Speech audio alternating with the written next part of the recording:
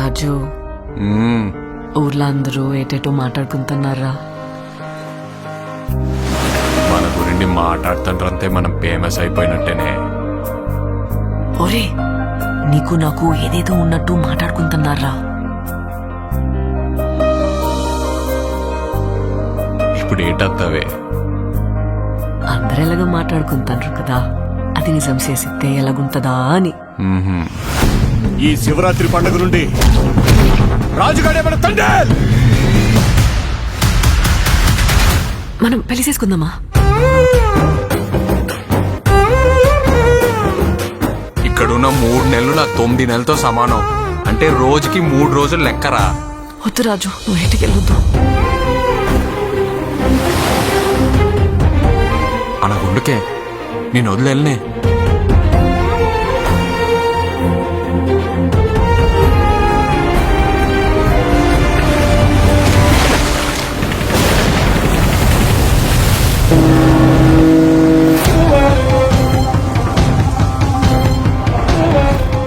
కాలిపోతుందా?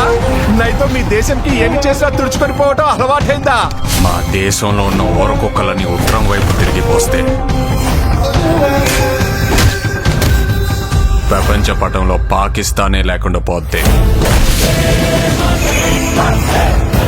మా యాసని మాత్రం ఎట్కారం చేస్తే రాజులమ్మ జాతరే.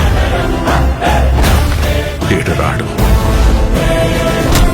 ఏడు తండ్రి.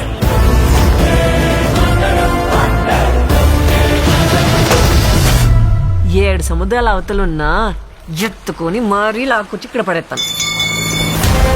ప్రమాదమని తెలిసిన తన మంది కోసం ముందు కడిగేసినోడే తండ్రి. తండేలంటే ఓనరా కాదు సార్, లీడర్.